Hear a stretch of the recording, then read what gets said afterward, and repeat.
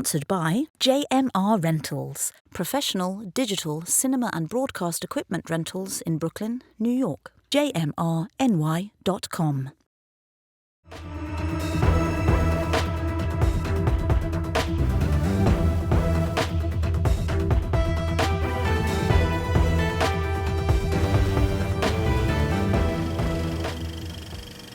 Hello and welcome to No Rest for the Weekend. I'm Jason Godbey, and joining me via Zoom today, he is the director of the new feature documentary, Kiss the Future, Mr. Nenad Cincin-Sain. Welcome, Nenad. Thank you. Thank you for having me. Thanks for doing this. I appreciate you. Where are you coming to us from? I'm in Marin right now, just north of San Francisco. I saw the movie last night, and it's quite a movie. I'll just say that. I don't want to. I want you to talk about it and tell us more about it and so forth. But first, I think we kind of need a history lesson. So can you give me the historical background about like Sarajevo, the conflict? Can you give me a little bit of background on that, and then we'll get into the film? Yeah. So at the fall of the Berlin Wall, the geopolitical dynamics of Europe started drastically changing because there wasn't the threat of the Eastern Bloc as it used to be. And for, a good 40, 50 years, that's the way that Europe was defined. Once that happened, there wasn't a need for certain alliances, and Yugoslavia simultaneously, Tito had passed away, who was the president of Yugoslavia, and Milosevic was second in command in the Serbian side of the party in Serbia and former Yugoslavia. And he had ambitions for power, and he saw a way to gain power by stoking nationalism. And he created an agenda of hate and xenophobia and ended up targeting Sarajevo. And the reason he targeted Sarajevo is what's so unique about if you go there is you go on one intersection, there will be a synagogue on one corner, a mosque on another corner, a Catholic church, and an Orthodox church. And these churches, these places of worship have been coexisting for thousands of years. And to a nationalist, that's a threat. Pluralism is a threat. And so through a long series of circumstances in the wars of Yugoslavia, he ended up surrounding Sarajevo with the Yugoslav army and cutting off all food and water and power, and had snipers and tanks shell civilians for the better part of 4 or 5 years. Fall of the Wall was 1989. This is happening in the I think it started about 1992. Yeah, that's right. So from like 92 to 95, 96, this is happening. What I was curious about is why this movie, why now? Like, how did it kind of come to be, and how did you get involved? Yeah, so I was there during part of the war. I have a Croatian father and Serbian mother, an Albanian wife, and I was born in Slovenia, but lived predominantly in Croatia. And I saw, in what I just described, my country get torn apart by one man's agenda for power. And, I've been living in the United States for some time and started seeing similar type of things happening in the United States with how polarized the country has become, and, politicians' agendas for power and dividing us. And 2017 was the anniversary of this extraordinary concert where U2 went to Sarajevo at the end of the war. It was a post-war concert, and there's 40,000 plus people that had been fighting each other not long before and killing each other. And Bono lost his voice, or strained his voice to almost lost 3 songs into the concert, and had the audience sing the rest of the concert together. So people who were in effect fighting each other were now singing and dancing together. And I saw this as a way in to talk about this moment in history, about the power of music, and that couldn't be the whole film. It had to be about people's resilience during the war using music and art, which culminates into this concert.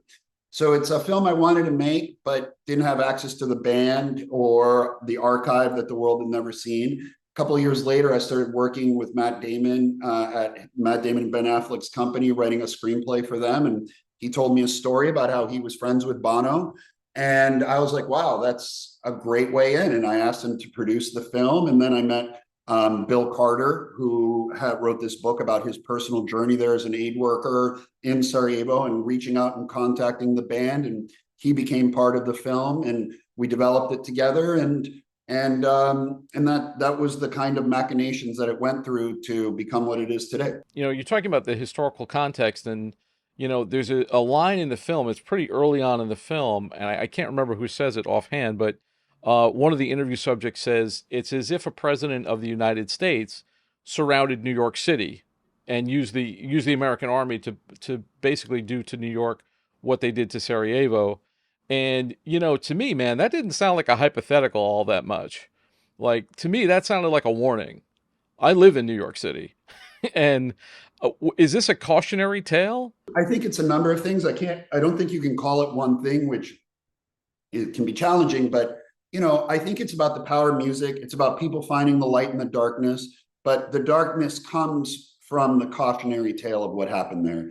And if we don't protect our democracy and maintain civility and an ability to, find common ground with those we see as an enemy at time, it's very dangerous where society can go, as we're witnessing around the world, repeatedly today. So to get back to the filmmaking, so you start to put this together. Bill Carter's developing it with you. When did it kind of become a movie? When did you know that you had something? Well, very quickly. Once I asked Matt Damon to produce it, and Drew Vinton, who works with him at his company, Matt went to Bono. Bono said, we're in, but yet we still had to go to Dublin and tell the band what our intent was with the film. And the intent was, the band was very firm of, we don't want to film about us. Like, there's been enough movies made about us. There's been enough attention. And we shared with them that what we wanted to do was make a story about this thriving underground art scene in Sarajevo, where people who had not even sustenance were going through sniper fire to these underground clubs and, to gather and to feel human, and playing music and making art and performing the Hair musical every day, and starting a film festival and, in a basement on a generator where filmmakers like Alfonso Cuarón were having their films snuck into Sarajevo. There was this extraordinary explosion of the need for culture and humanity and connection. That's what we pitched them, and that's what we made. The film culminates to the concert. And one of the big reasons is, one, it's a very powerful, moment, and people will see why when they see the concert, because of the dynamics at play. But the film begins with a lot of protagonists that all end up at this concert. And so, you have a lot of different narrative threads that are interwoven and all lead to one climax, which is this concert. Can you talk a little bit more about Bill Carter and his involvement? Because he's a key part of the film. And does a lot of this archival footage come from him? Well, the part of the footage that comes from Bill is Bill's part in the film. So there's a lot of archive that comes from sources like CNN. Then there was these two cinematographers that were living there under the siege, whose most of that very powerful footage of people living under siege comes from those guys. So I had to, being from Yugoslavia, had to tell it from the point of view of local people. Bill's Carter is a fantastic book. Bill's book, Fool's Russian, but it's a foreigner's point of view of going into Sarajevo. And, there had to be a balance between, yes, he was a very important catalyst in reaching out to the band. And so I had this extraordinary gift of being able to work with him and share his story with the world. But that wasn't the core of the story. The core of the story was the Sarajevans. And for example, one of the people who was the researcher that we were working with, Vesna, who's the journalist in the film and, who gets married in the film, as I was talking to her, looking for stories of people having lived under the siege and being artists and expressing themselves in the way that we wanted to highlight, she told me she was married during the siege. I was like, do you have footage of that? And she's like, yeah. And she reluctantly shared it with me. And I saw this footage. I was like, oh my God, you have to be in the movie. And she was reluctant to. She didn't, it wasn't her inclination to want to do this, but then she became, part of the story. So in answering your question about Bill, he was a very important part because he reached out to the band after the band put out this message on MTV, drawing attention to what was happening there. And it was, really amazing having his story in the middle of the film there to be able to connect, Sarajevo and U2 and these extraordinary satellite links that they did. One of the things I noticed about the movie as well is that it's like nobody cares about something until America cares about something. And it feels like that because America and the West didn't get involved till very late, and the conflict, I think it was over in like 4 days. The film says, at once the West gets involved. Did you see any resentment in these people about, because there is a bit of resentment toward the people who are like sort of tragedy tourists that come over there, the journalists, and a lot of people thought people like Bill were just going to come and go.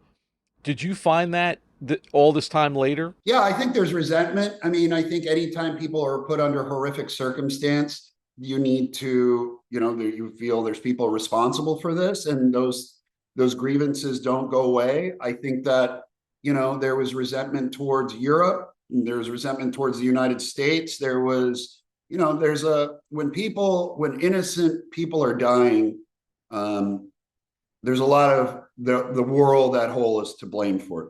When you were doing this, because you have all this archival footage, you have all these stories, and you're trying to put all this stuff together, was there something that was like a home point for you that you said, this is my through line, this is the thing that no matter what? The thing that I knew that I needed to do was do a collective memory from a lot of different points of view about this moment in time in history, with the center being about the power of music and the humanity in the darkness.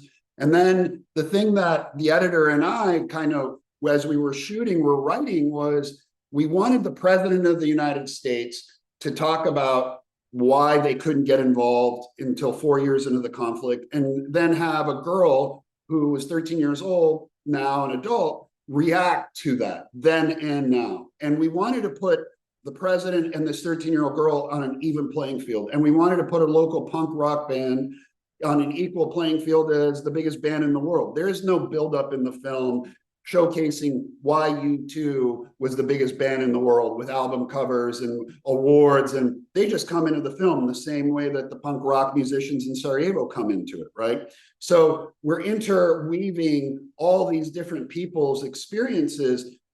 So you have Bono react to something, and in the same, very quickly after, you have this local musician, punk rock musician, react to it. And once we knew we had that as the kind of tapestry for the way to take the audience through this journey, then became the biggest challenge of how do you introduce, because this isn't a film about what happened in Yugoslavia. This is a film about how people survived under horrific circumstances, right? This isn't a history documentary. There's way better documentaries about this, why Yugoslavia broke apart in the siege of Sarajevo, like The Death of Yugoslavia on BBC, if somebody wants to see that, right?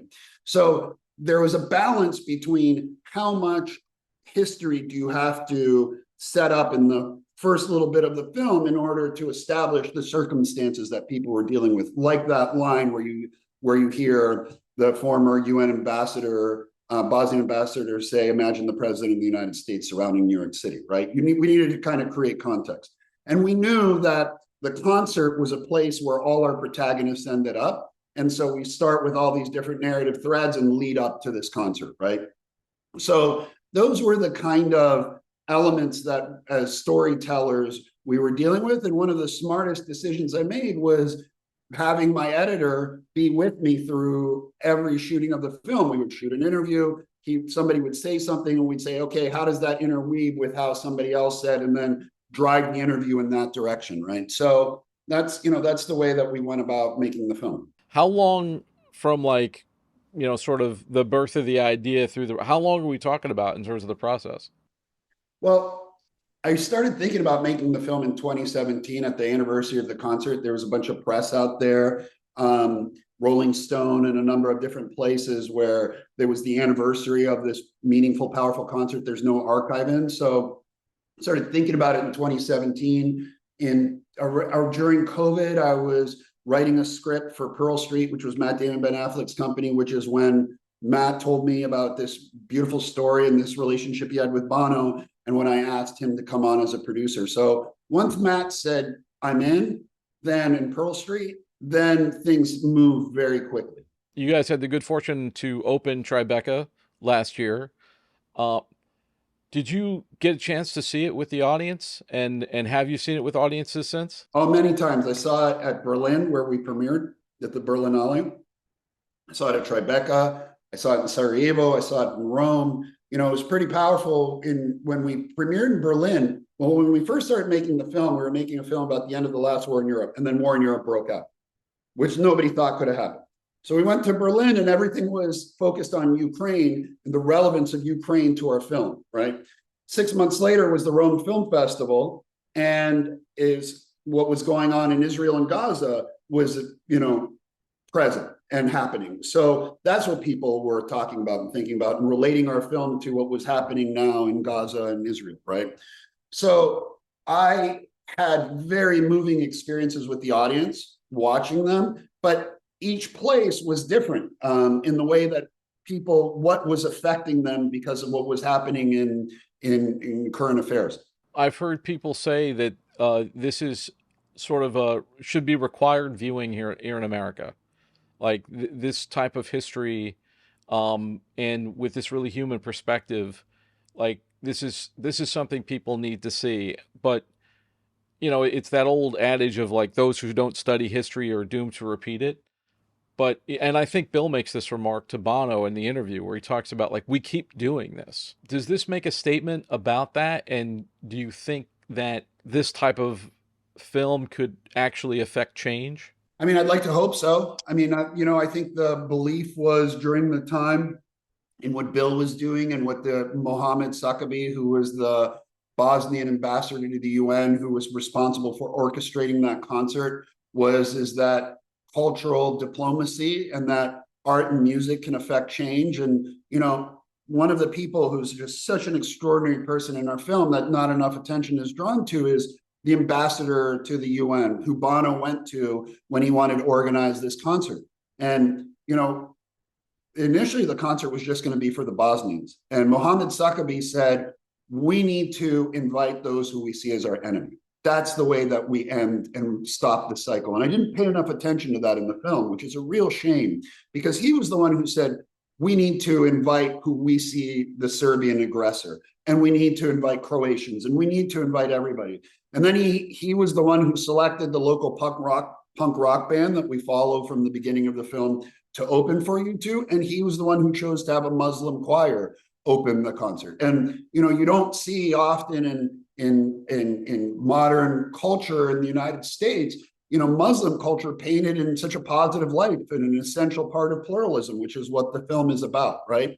So to answer your question, I'd like to believe that the film can, but I think intent is important. And the intent with this film is to promote the beauty of pluralism and the necessity for it in society. At this point, what is happening with the film now in terms of distribution? Can you fill us in, and can you tell people where they can find out more? Well, there will be a special event screening on AMC on the 21st with an intro from Matt Damon, Ben Affleck, and then a Q&A with Bill Carter, myself, and some of the band. And then it'll go in a lot more AMC theaters on the 23rd of February 23rd. And then the film will be on Paramount Plus, I believe, May 7th, if I'm not mistaken. But the film, the way that it was designed and made was to be very experiential, not just from the concert because it's in Atmos and Dolby, but in the way that it was designed and made. So we're hoping that people will get into the theaters because it is a very immersive experience, and the intent and the way that we made the film. What is next for you? What else do you have going on next? Well, the script that I had written for Matt and Pearl Street, I'm going to go direct now. So the screenplay I wrote, we're casting now, and hopefully I have financing for it with Wayfarer Studios, plan to shoot it this summer. Excellent. So your publicist is telling me that you don't have an exact date, but it will definitely be on Paramount Plus this spring. I think it's a very powerful film. I think it's a very moving film. It's a sobering film for a lot of people. And but I'm glad that we were able to give it some context, because I do think, and I don't know if you feel this way, but it does kind of feel like a part of history that's forgotten now, even though it's not that long ago. It seems like an eternity ago, the invasion of Ukraine and the ramifications of that. So with the news cycles and how rapid they are and all the social media, and 100 years ago, we didn't know what was happening at every part and every conflict around the globe at the same time.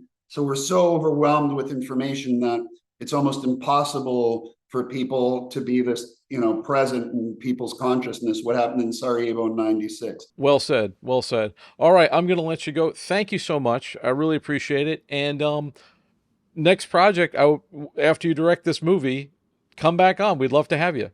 I love it. Thank you. Thank you for taking the time to watch the film and share this. Thank you very much.